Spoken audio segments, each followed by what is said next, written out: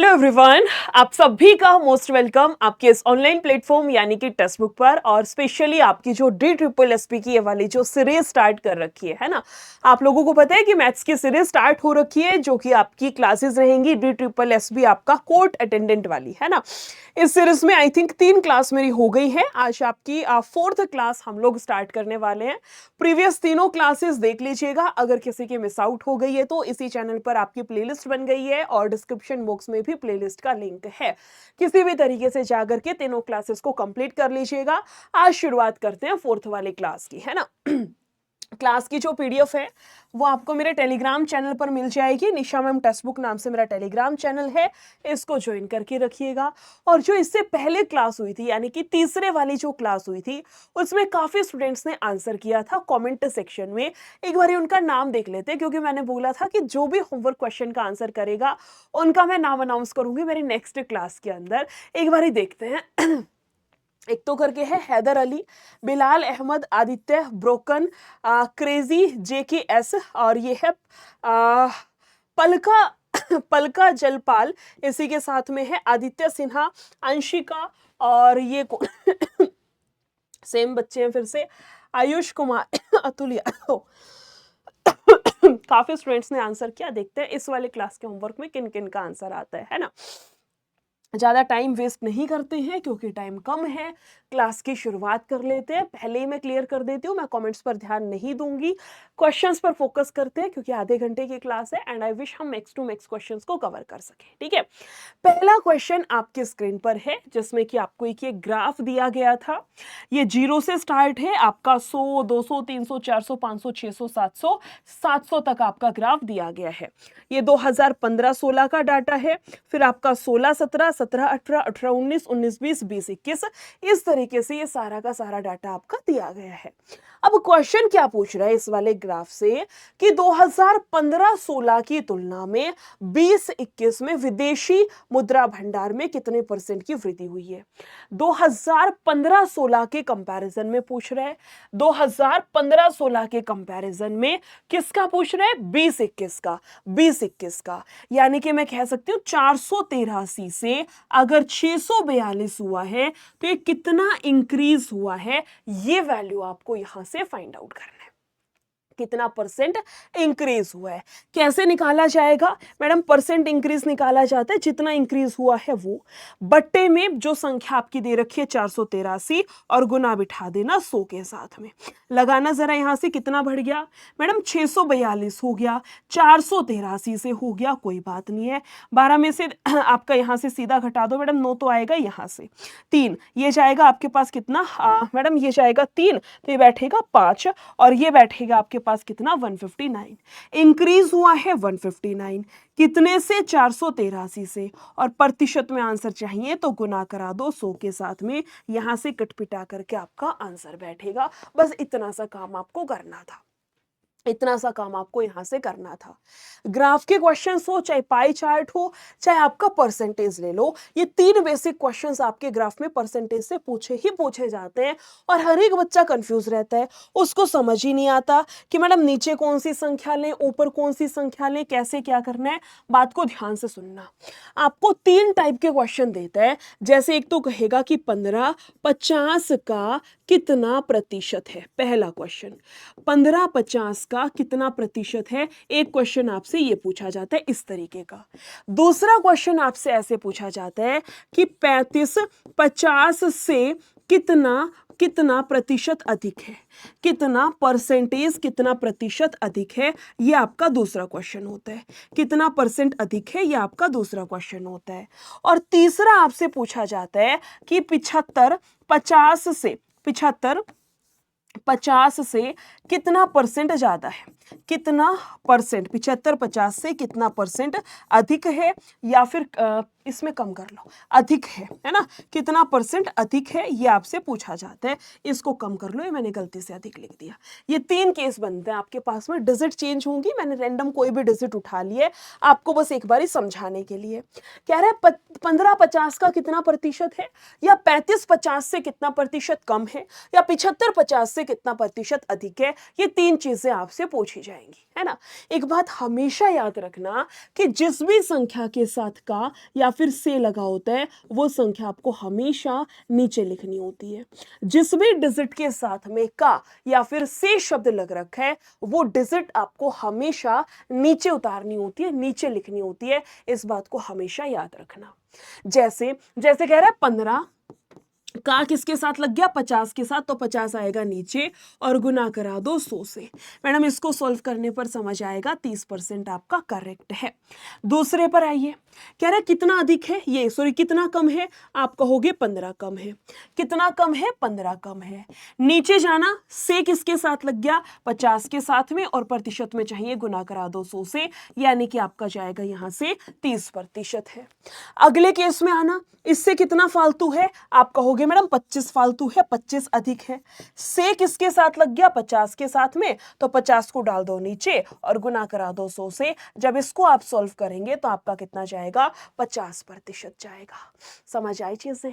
यानी कि मैं कह सकती हूँ जो मेरे 3 आंसर बैठेंगे वो क्या क्या, 30%, 30% और 50%। इस तरीके से आपसे क्वेश्चंस पूछे जाते हैं। जब भी आपका कोई ग्राफ का क्वेश्चन बनता है तो इस तरीके से परसेंटेज से रिलेटेड क्वेश्चन आपसे पूछा जाता है।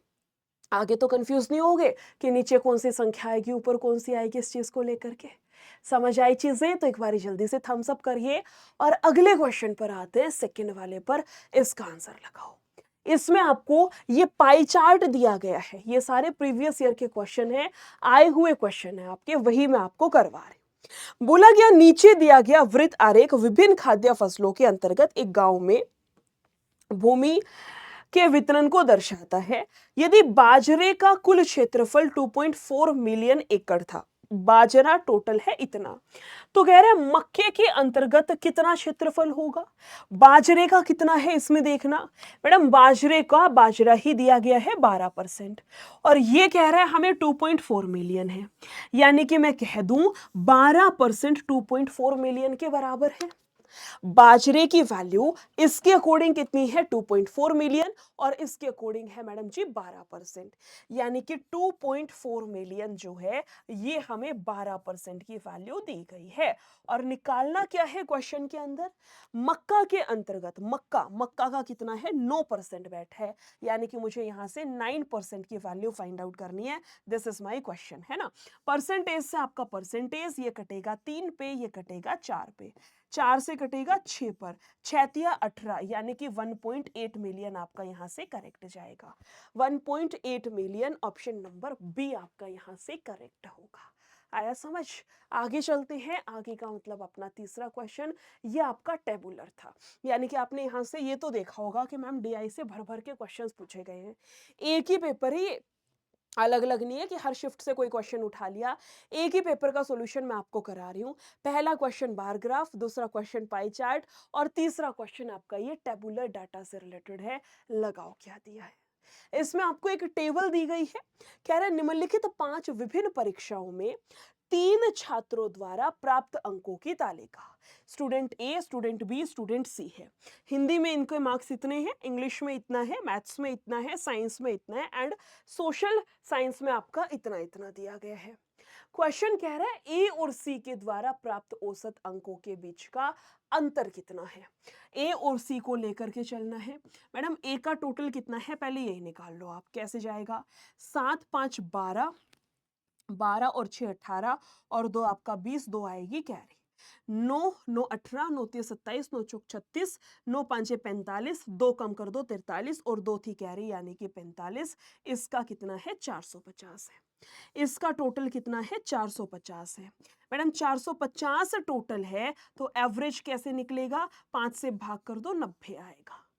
दूसरे केस में देखना टोटल कितना है, 7 3 10 और 6 16 19 20, 2 आएगी हमारे पास में कैरी, 9 9 18, 9 3 27, 9 चौक 36, 9 5 45, 3 घटा दो 42, और 2 44, यानी कि 440 है। यहां से एवरेज निकालना इसका जरा, आप कहोगे मैडम 5 8 40, 5 8 40, इसका एवरेज आएगा 90 के बराबर, इस स्टूडेंट का एवरेज है 88 के बराबर।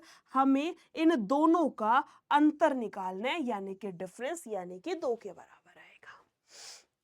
मुझे इनका डिफरेंस निकालना है। क्वेश्चन का करेक्ट आंसर आपका यहां से 2 के बराबर आएगा। ऑप्शन नंबर डी आपका करेक्ट है। समझ आई चीजें? औसत कैसे निकाला जाता है? औसत तो मेरे ख्याल से सबको पता होगा, है ना? एवरेज कैसे निकलते हैं? जितना जो भी आपको दिया गया है सबका सम कर दो, यानी कि योग कर दो, और आपके पास जितनी संख्याएं हैं, जितनी डिजिट है उससे भाग कर दो। ये कहलाता है एवरेज निकालना। सम बाय एन, यानी कि जो संख्याएं दे रखी है उन सबका योग कर दो, सम कर दो, और उसको एन से भाग करना है। अगले क्वेश्चन पर आते हैं, क्वेश्चन नंबर 4। सिंप्लीफिकेशन का इसमें कुछ दिया गया था, एक बारी करो, लगाओ क्वेश्चन को। क्यूब दिख रहा है तो मैम इतना तो समझ आ रहा है, ए क्यूब बी क्यूब जैसा कुछ शायद हो सकता है। लगाओ जरा कितना करोगे, है ना? लगाओ आंसर।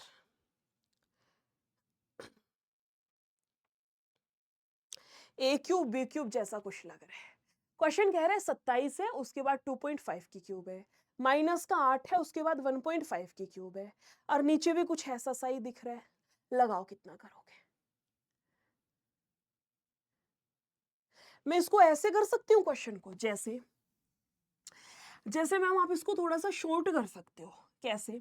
मैं 27 को लिख दूं 3 की क्यूब है, और इनटू में 2.5 की क्यूब तो ऑलरेडी दी गई है ना? माइनस में 8 को लिख दूं मैं 2 की क्यूब है, और 1.5 की क्यूब तो मुझे दी ही गई है, कोई दिक्कत नहीं है। नीचे कितना जाएगा मैडम? 7.5 का स्क्वायर है, कोई दिक्कत नहीं है। प्लस में 3 का स्क्वायर है, कोई दिक्कत नहीं है, और प्लस का 7.5 इंटू में 3 आपका दिया गया है। ठीक है, अब ये इसकी भी क्यूब है, इसकी भी क्यूब है, क्यों ना मैं होल क्यूब लिख लूं। 2.5 इंटू 3 करूंगी, 25 या 75, और इसकी होल क्यूब करके लिख दूं। यानी कि मैं ऊपर क्या लिख सकती हूँ? 7.5 की होल क्यूब है। माइनस में ऐसे ही सेम 1.5 का दुगुना 3, इसको लिख सकती हूँ मैं 3 की होल क्यूब है।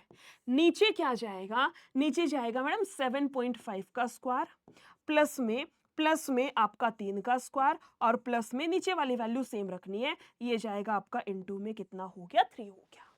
आपको ऐसे नहीं लग रहा जैसे ये होल क्यूब का फॉर्मूला सा कुछ बन गया हो? ऐसे नहीं लग रहा जैसे ये होल क्यूब का फॉर्मूला सा लग गया हो? जैसे जैसे मैडम ए क्यूब माइनस बी क्यूब है, किसके बराबर जाएगी मैडम? ए माइनस का बी होगा, फिर जाएगा ए का स्क्वायर प्लस बी का स्क्वायर प्लस हो गया ए बी, और नीचे ऑलरेडी क्या दिया है? नीचे ऑलरेडी दे रखा है ए का स्क्वायर प्लस बी का स्क्वायर और प्लस का दे रखा है ए बी। मैम ऐसे कैसे लिख रहे हो? ऐसे मैं इसलिए लिख रही हूँ क्योंकि मैंने यहाँ से सॉल्व कर लिया ना कि ये मेरा ए हो गया, बी हो गया। ए की वैल्यू कितनी है? 7.5, और बी की वैल्यू कितनी दे रखी है? 3 दे रखी है। सीधा लगा लो यहाँ से, इससे ये कैंसिल, आंसर मेरा ए माइनस बी करके आ जाएगा। आंसर मेरा ए माइनस बी करके सीधा आ जाएगा। ए माइनस बी करना मैडम 4.5, 4.5 का मतलब है ऑप्शन नंबर ए आपका यहाँ से करेक्ट जाएगा। ऑप्शन नंबर ए आपका यहाँ से करेक्ट होगा। बस ए क्यूब बी क्यूब का फॉर्मूला पता होना चाहिए, ए क्यूब माइनस बी क्यूब किसके बराबर आएगी। और थोड़ा सा कंफ्यूजिंग पॉइंट यहाँ से था कि मैम क्यूब का फॉर्मूला आता है लेकिन इस 27 का क्या करें या फिर इस 8 का क्या करना है। हो सकता है यहाँ पर बहुत सारे बच्चों को कंफ्यूजन हुई होगी, बट आई होप क्वेश्चन आपको क्लियर हो गया होगा। क्लियर है? आगे चला जाए। आगे यानी कि आपका 5वां क्वेश्चन, इसका लगाइए क्या कुछ गिवन है। क्वेश्चन नंबर आपका 5वां, इसमें लगाओ किसकी वैल्यू आपको दी गई है, किसका मान निकालना है। सोचो जरा क्वेश्चन को। कह रहे यदि पहली 8 प्राकृतिक संख्याओं का औसत जो है वो x है, पहली 5 प्राकृतिक संख्याओं के वर्गों का जो औसत है वो y है। क्वेश्चन कह रहा है x square plus y square का मान यहां से निकालना है। ट्राई करो एक बार।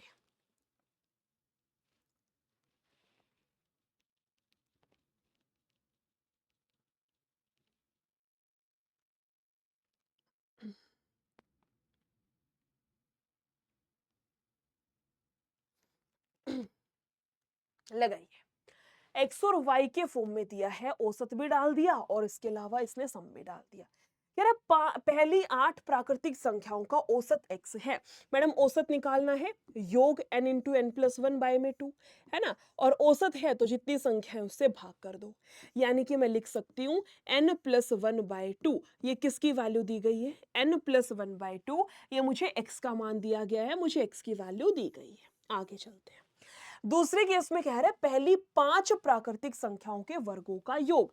Madam n into n plus 1, 2n plus 1 और बट्टे में जाएगा 6, है ना। ये तो हो गया योग, और जितनी संख्या उससे भाग कर दो ताकि हमारे पास आ जाए इसका औसत। ये कितना जाएगा n+1, और इनटू में कितना है 2n+1, और बट्टे में जाएगा 6। ये किसकी वैल्यू दी गई है, मुझे y की वैल्यू दी गई है।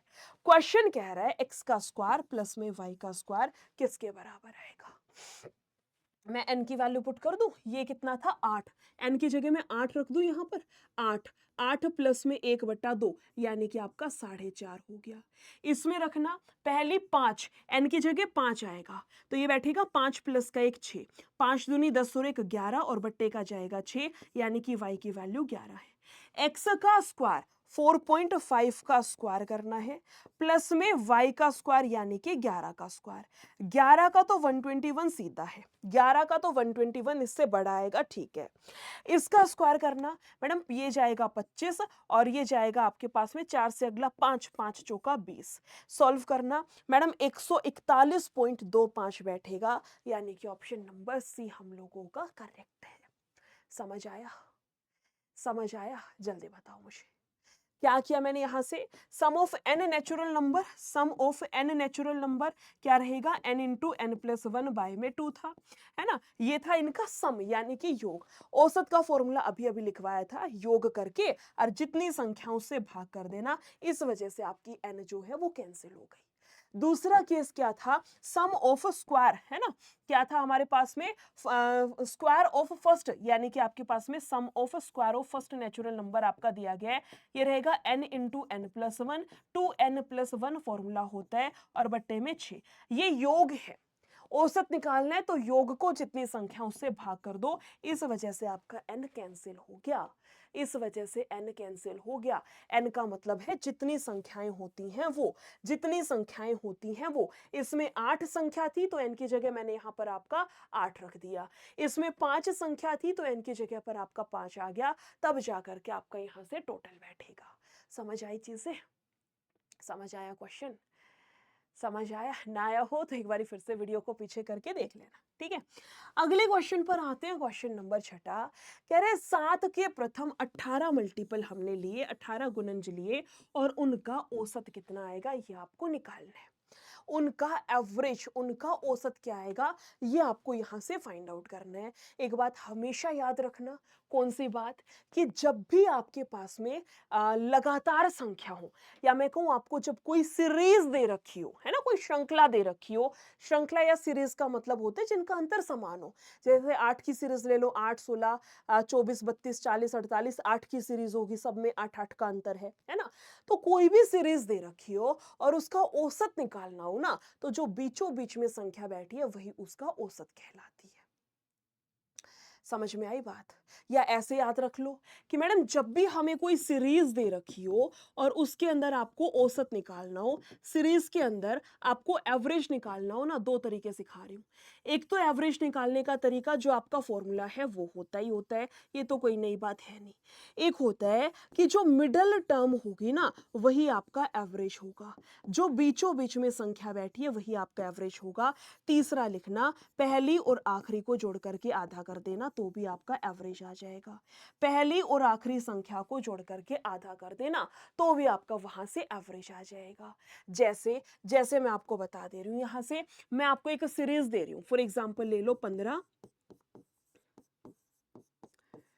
ये सीरीज है, इसका एवरेज कितना आएगा, इसका एवरेज कितना आएगा मैडम, सब में 3 3 3 3 3 3 का गैप है, बहुत बढ़िया। मतलब ये बात तो कंफर्म है कि हमारे पास में सीरीज है। अब मुझे इसका एवरेज निकालना है, औसत निकालना है। एक तरीका तो ये है कि बीच वाली संख्या को पकड़ लो। एवरेज निकालने का एक तरीका होता है कि मैडम जो मिडल टर्म होगी ना, जो बीचों बीच वाली संख्या होगी वही हमारा औसत होता है। बीचों बीच में ये वाली संख्या बैठी है तो मैडम बीचों बीच वाली संख्या ही औसत होगी। मैंने 2 संख्या आगे की छोड़ दी, 2 पीछे की छोड़ दी, जो बीचों बीच में बैठी है ना वही हमारा एवरेज होगा। एवरेज आपका 21 के बराबर आएगा, एवरेज आपका यहां से 21 के बराबर आएगा। दूसरा वाला क्या है, दूसरा आपका मैंने क्या सिखाया था, एवरेज निकालना है, फर्स्ट और लास्ट को जोड़ करके आधा कर दो। पहली संख्या 15, आखिरी संख्या 27, जोड़ के आधा करो, 7 5 12, 42, 42 का आधा करोगे 21 आएगा। किसी भी तरीके से कर लो आंसर सेम बैठेगा, किसी भी तरीके से कर लो आंसर सेम बैठेगा। और तीसरा अपना वही कि मैडम सबका सम करके और n से भाग कर दो, बाकी इसकी जरूरत है नहीं। इन दोनों पर आपको काम करना है जब आपको कोई सीरीज दी गई हो, ठीक है, जब आपको कोई सीरीज दी गई हो। अब ये कह रहा है 7 के मल्टीपल है, 7 के मल्टीपल है, यानी कि मैं यहां से ये कह सकती हूं कि मैडम सारी की सारी संख्या मेरी 7 से कटने वाली दी गई है। 7 के मल्टीपल है मतलब मेरी सारी की सारी संख्याएं 7 से कटने वाली है, ये बात मैं कह सकती हूँ, बिल्कुल कह सकती हूँ। अगर ये बात मैं कह सकती हूँ तो निकाल लो यहां से कि मैडम पहली संख्या 7 24 7 14 इस तरीके से आपका चलता जाएगा, है ना।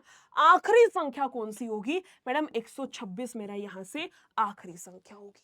निकालना क्या है, एवरेज। अब इसमें बीच वाली संख्या को कहां पकड़ूं, सारी संख्या लिखूं फिर ढूंढूं बीच वाली संख्या कौन सी है।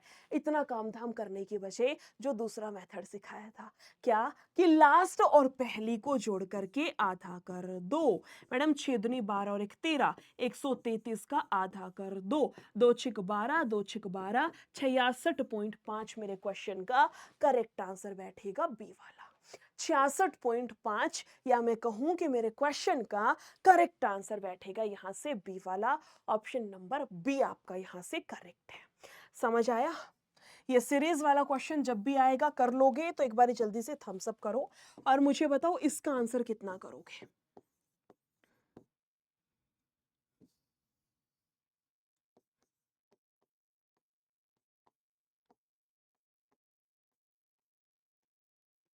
इसका आंसर बताओ मुझे कितना आएगा। ये मैंने आपको एक सीरीज दी है, मुझे बताइए कि इस सीरीज का एवरेज कितना करके आओगे। अगर इसका कोई औसत आपसे पूछ ले तो इस केस में आपका कितना आंसर आएगा, क्लास के बाद अलग से कमेंट सेक्शन में छाप देना कि मैडम ऐसे ऐसे इतना इतना ये हमारा यहाँ से आंसर बैठेगा। डन है। चलिए फिर अगले क्वेश्चन की मुंह दिखाई करते हैं। क्वेश्चन नंबर 7वां कह रहे एक राशि है जो कि चक्रवृद्धि ब्याज पर 2 साल के बाद इतनी हो जाएगी और 3 साल के बाद इतनी हो जाएगी, ये आपको दिया गया है। तो कह रहे हैं प्रतिवर्ष ब्याज की दर कितनी आएगी, यानी कि आपका रेट ऑफ इंटरेस्ट कितना है, ये आपको यहां से फाइंड आउट करना है ना। रेट ऑफ इंटरेस्ट यानी कि आपका जो ब्याज की दर है ये आपको यहां से फाइंड आउट करनी है। लगाओ आंसर कितना करोगे। देखो चक्रवृद्धि ब्याज का क्वेश्चन है, यस बात तो सही है, ये कोई ना कोई मूलधन रहा होगा, बात तो सही है। 2 साल के बाद कितना हो गया मैडम, 6741.6, फिर कितना हो गया 7146.096 हो गया। ये कब हो गया, 2 साल के बाद हुआ है ना। और ये कब हो गया, आपका हो गया मैडम 3 साल के बाद हुआ है। तो मुझे ये बता सकते हो कि आपका 1 साल, ये 2 साल के बाद का अमाउंट, ये 3 साल के बाद का, यानी कि मैं यहां से 1 साल का निकाल लूं कितना आएगा।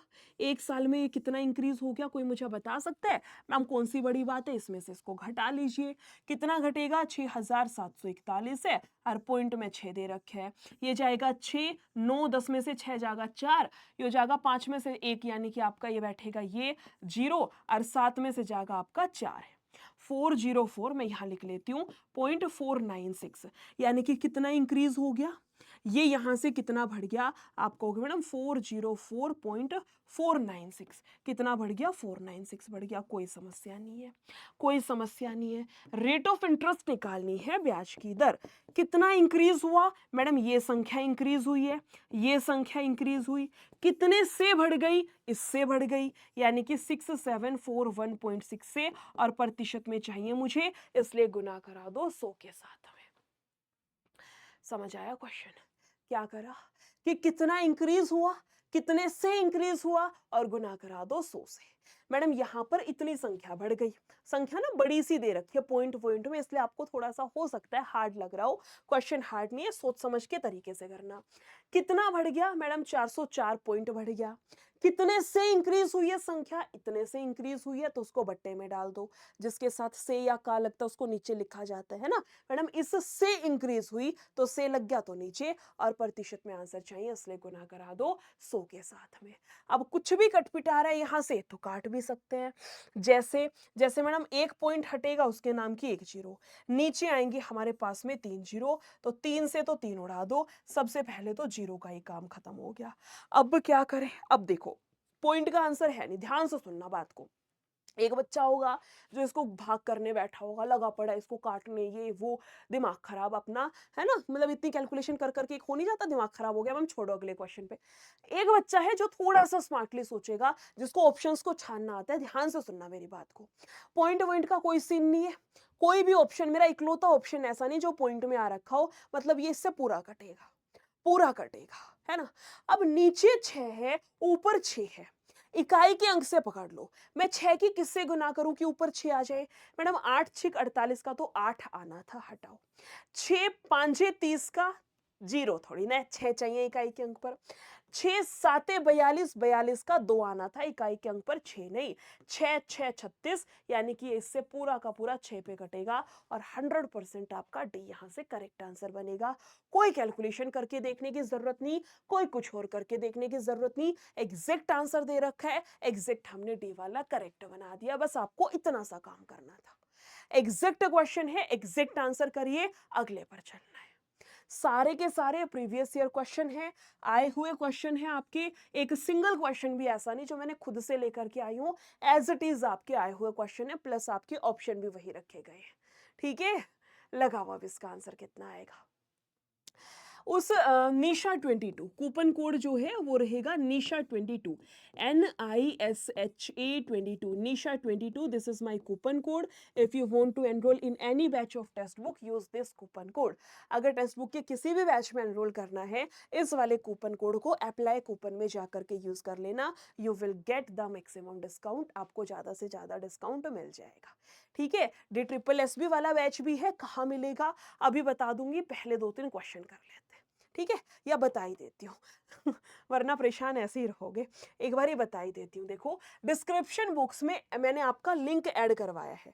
कौन सा डिस्क्रिप्शन बॉक्स है, कौन सा लिंक है, 1 मिनट का टाइम देना, स्क्रीन पे खोल के दिखा देती हूँ ताकि आपको कोई भी कंफ्यूजन ना हो। इसी चैनल पर चला जाए, यानी कि टेक्स्ट बुक वाले चैनल पर अभी क्लास चल रही है ना, क्लास पर चलते हैं अपने पर, कोई दिक्कत वाली चीज़ नहीं है। अपनी क्लास कहाँ पर है, कहाँ पर है, मैं कोई और क्लास खोल लेती हूँ। ठीक है, मैं आपको दिखाई देती हूँ, इनफैक्ट 1 मिनट दे दो बस, 1 मिनट दो मुझे बस।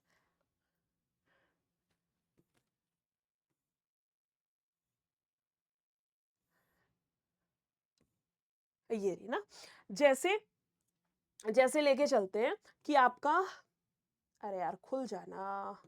देखो जब आप इसी क्लास के डिस्क्रिप्शन बॉक्स में मोर पे क्लिक करोगे, MORE मोर पर, और उसको नीचे स्क्रॉल करोगे ना, तो आपको ऐसे डिस्क्रिप्शन बॉक्स में सारे लिंक दिखेंगे। इसमें आपको दिख रहा होगा यहाँ पर, कहाँ है मैम, ये रहा हमारे पास में DSSB HCA batch link, DSSB HCA high court attendant batch link आपको दिख रहा है। इस वाले लिंक पर क्लिक कर देना, आपके सामने इस तरीके का इंटरफेस खुलेगा। यहां से आपको सेलेक्ट करना पड़ेगा, आपको 3 महीने का प्लान चाहिए या 1 साल का चाहिए। कहां जाना है, व्यू प्लान पर, और यहाँ 3 महीने का 349 दिखाएगा, 1 साल का 1199। इस पे क्लिक करना, अप्लाई कूपन पे जाना, और जो मेरा कूपन कोड मैंने आपको बताया था ना, उसको डाल दो इसके अंदर, NISHA उसके बाद 22, और इसको अप्लाई कर देना, आपका 329 में कन्वर्ट हो जाएगा। डन है। सिर्फ आपका DSSB वाला बैच नहीं रहेगा, सुनना बात को ध्यान से, एक तो आपका इसमें DSSB वाला बैच रहेगा जो आपका यही वाला है, प्लस में टेक्स्ट बुक के 370 जो अदर बैच हैं वो भी खुल जाएंगे आपके। 370 जो अदर बैचेस हैं, जिसमें आपका Delhi police, MTS, UP police constable, UP police आपका SI का हो गया, अपना SSC CGL CPO, आपका GD हो गया, टीचिंग के, बैंकिंग के, रेलवे ग्रुप डी, कहने का मतलब 370 आपके सारे बैच की सारी क्लासेस खुल जाएंगी। और प्लस में जो आपका पास प्रो है ना, जिससे मॉक टेस्ट लगाते हो, पास प्रो जिससे कि मॉक टेस्ट लगाते हो, पास प्रो इसमें आपका फ्री रहेगा, अलग से फिर पास प्रो खरीदने की जरूरत नहीं है। पास प्रो अलग से खरीदने की जरूरत नहीं। सारा सब कुछ कहने का मतलब 370 बैच यार, टेक्स्ट बुक के सारे बैच हो गए लगभग, बस वो यूपीएससी वगैरह के छोड़ करके टेक्स्ट बुक के सारे बैच आपके खुल जाएंगे। प्लस पास प्रो भी फ्री रहेगा और आपका डी ट्रिपल एस बी वाला तो रहेगा ही रहेगा। कूपन कोड याद से यूज कर लेना। आगे कभी इसको इंक्रीज करोगे ना, जैसे मान लो 3 महीने का ले लिया, तुम चाह रहे हो मैम आगे और एक्सटेंड करना है इसको, तो भी आपको ऑटोमेटिकली फिर डिस्काउंट मिल जाएगा। ठीक है। क्वेश्चन कह रहा है कि 15,200 रुपए पर 10% प्रति वर्ष की दर से चक्रवृद्धि ब्याज क्या है जब अर्धवार्षिक रूप से ब्याज की गणना होती है। अर्धवार्षिक का मतलब आधा वर्ष, अर्ध मतलब आधा, वार्ष मतलब वर्ष, यानी कि आधा साल, यानी कि आपसे हर आधे साल में ब्याज लिया जाता है। आपसे हर आधे साल में ब्याज लिया जाता है, या मैं ये कहूं कि आपको हर आधे साल यानी कि हर 6 महीने में आपको ब्याज देना पड़ेगा। ठीक है, आपको हर 6 महीने में ब्याज देना पड़ेगा। कह रहे हैं इतने रुपए की दर से चक्रवृद्धि ब्याज क्या है जब आपका ऐसे ऐसे संयोजित होता है। आप एक बात मुझे बताओ, आप हर 6 महीने में ब्याज देते हो तो एक साल में कितनी बारी दोगे? मैडम 2 बारी ब्याज देना पड़ेगा। रेट ऑफ इंटरेस्ट कितना है आपका? 10% है वार्षिक, यानी पूरे साल का 10% है। 10% वार्षिक का मतलब है कि पूरे साल का 10% है, तो हाफ ईयर का कितना जाएगा? 5%। हाफ ईयर का कितना हो जाएगा? 5% ही तो हो जाएगा। यानी कि मैडम पहले बार ब्याज दिया 5%, अगली बार दिया 5%, टोटल कितना दे दिया? दोनों को जोड़ दो, 5 और 5 10, पॉइंट लगा के दोनों की गुना, टोटल आपने 10.25% जो ब्याज है वो दे दिया। टोटल आपने इतना परसेंट जो ब्याज है वो दे दिया। आपको निकालना है एग्जैक्ट अमाउंट, यानी कि 15,200 का 10.25% निकाल दो। 20% हटेगा, 20 आपने पॉइंट हटाया, 2 से आपका 2 कैंसिल, यहां से है ना, 2 से आपका 2 कैंसिल हो गया। मैडम 25 चौका 100, इसको काटना 25 चौका 100, 25 से जाएगा 1 पर, 4 से काटना, 4 तिया 12, 4 8 है आपका 32, 8 एकम 8। मेरा जो इकाई का अंक है ना, इकाई के अंक से पकड़ो मैडम, 38 गुना 41 करके आएगा, 8 एकम 8। आंसर के इकाई के अंक पर 8 बैठा है। आंसर जो भी है उसके इकाई के अंक पर, यूनिट प्लेस पर 8 बैठा है। 8 कहां पर है मैडम? 8 गुना 1, ऑप्शन नंबर डी आपका करेक्ट है। किसी और ऑप्शन पर जाने की जरूरत ही नहीं है, किसी और ऑप्शन पर आपको जाने की जरूरत ही नहीं है। ऑप्शन नंबर डी आपका यहां से करेक्ट है। ये वाला बैच था वो, है ना, D triple S B Delhi high court आपका ये रहेगा। हाई कोर्ट अटेंडेंट वाला बैच है। सारी टीम आपके सामने है, आप सभी टीचर्स को जानते होंगे। अगले क्वेश्चन पर आते हैं। पता है पेड बैच का एक प्लस पॉइंट ये भी होता है, नो डाउट आपका बेसिक से सारा सिलेबस कराया जाता है, और मैं एक पॉइंट ये भी आता है कि मैम बेसिक से तो हर पेड बैच में होता है, फिर टेक्स्ट बुक का स्पेशल क्यों है? उसके पीछे का रीजन ये होता है, आपको भी पता है टेक्स्ट बुक के मॉक टेस्ट और सारी चीजें कितना आपका यहाँ से कंटेंट जाता है, कि आप देखते होगे मॉक टेस्ट से कितने क्वेश्चन आपके फंस जाते हैं। इवन मैथ्स और रीजनिंग में कई बार ऐसा भी देखा गया कि आपकी डिजिट्स हूबहू मॉक टेस्ट नंबर 5 में कोई डिजिट डाली किसी क्वेश्चन में, एज इट इज क्वेश्चन उठ के पेपर में आ रखा है। तो जब कंटेंट आपका इतना रिफाइंड दिया जाता है मॉक टेस्ट में कि आपके मैथ्स की डिजिट तक मैच करवा दी जाती हैं, तो आप सोचो आपका जो पेड वाला कंटेंट है वो आपका कितना इंपॉर्टेंट कंटेंट आपको पढ़ाया जाता होगा। समझ रहे हो? जरूरी नहीं आपको पूरा दूध देखना है, दूध में से सिर्फ मलाई मलाई कर लोगे ना आपका काम चल जाएगा। पूरा ढेर नहीं करना आपको, आपको ढेर पे एक बार आपको रिवीजन करना है, बस रीडिंग करनी है, और जो इंपॉर्टेंट चीज होती है वो आपको बार बार बार बार बार बार पढ़नी होती है। जैसे आपका जीके का पोर्शन हो गया, मान लो जीके में आपका मान लो फॉर एग्जांपल पॉलिटी है, पॉलिटी में आपके इतने सारे आर्टिकल है, क्या सारे आर्टिकल इंपॉर्टेंट होते हैं? क्या बच्चा सारे आर्टिकल पढ़ के जाता है? नहीं पढ़ता है। सिर्फ कुछ सेलेक्टेड आर्टिकल्स होते हैं जो कि आपके मोस्ट इंपोर्टेंट होते हैं, जो बार बार रिपीट होते हैं एग्जाम्स के अंदर, वो आपकी फैकल्टी को पता होता है, वो आपके पेड बैच में पता होता है कि अच्छा ये इंपॉर्टेंट है, आपको वो चीज फिर बार बार करनी है। हिंदी में आपका जैसे ये है मुहावरे और लोकोक्ति है, मान लो भाई 500 500 300 300 किताब के अंदर दे रखे होते हैं मुहावरे, क्या सारे इंपॉर्टेंट है? उसमें कुछ मोस्ट रिपीटेड होते होंगे कि हाँ ये 70 तो मोस्ट रिपीटेड है, 99% यहीं से आपका क्वेश्चन फंस जाएगा। सेम आपका मैथ्स हो गया, सेम आपका इंग्लिश हो गया, इतनी वोकैब है इंग्लिश के अंदर, 2000 शब्दों की वोकैब, क्या सारे 2000 शब्द याद करने होते हैं? कुछ उसमें सेलेक्टेड होते होंगे कि हाँ मैडम ये हमारे 500 शब्द मोस्ट इंपॉर्टेंट है, इनको बार बार रिवाइज करना है। तो ये सारी चीजें आपकी पेड बैच में चलती हैं। और जहां बात आती है टेक्स्ट बुक के कंटेंट की, मुझे नहीं लगता मुझे आपको बहुत ज्यादा डिटेल में बताने की जरूरत है। मॉक टेस्ट सभी स्टूडेंट्स देते होंगे, इतना मैं मान करके चलती हूँ। ठीक है, चलिए फिर क्वेश्चन कह रहा है एक निश्चित राशि पर 1 साल 6 महीने में 1 साल 6 महीने में इतने रुपए हैं और 3 साल में इतना हो जाता है, ब्याज की दर क्या है? बहुत इंपॉर्टेंट क्वेश्चन है ये वाला, बहुत बार आता है, चाहे किसी भी एग्जाम की तैयारी कर रहे हो। सुनना बात को ध्यान से। कह रहे 3 साल में कितना हो गया? 3 साल में कितना हो गया? 1452 हो गया। उसके बाद कह रहा है 1 साल 6 महीने यानी कि 1.5 साल का कह रहे हैं। 1.5 साल में कितना हो गया? 1326 हो गया। बात तो सही है मैडम, 12 में से 6 गया, आपका 6 हो गया। ये जाएगा मैडम 2 हो गया, ये जाएगा 126 और यहां से जाएगा 1.5 साल, यानी कि 1.5 साल में आपका 1226 रुपए का ब्याज है। 1.5 साल में 126 का ब्याज है 1.5 साल का। आप यहां से 1 साल का निकाल लो, इसका पॉइंट हटाऊंगी, ऊपर आएगी 0। 5 दिया 15, 5 से कटेगा इस पे, 3 चौक 12, 3 दूनी 6, 2 दूनी 4, 4 दूनी 8, यानी कि आपका 84 रुपया 1 साल का ब्याज है। आपका 1 साल का जो ब्याज है ना, वो आपका 84 रुपए है। 1.5 साल का इतना है तो 1 साल का कितना हो गया? 84 रुपया हो गया। 84 रुपया हो गया। अगर आपका 84 रुपए है, 1 साल का ब्याज 84 है ना, तो 1.5 साल का कितना था मैडम? 126। 126 यहां से घटा दो। 1.5 साल के मिश्रधन में से अगर मैं मिश्रधन में से ब्याज घटा दूं तो आपका मूलधन आ जाएगा।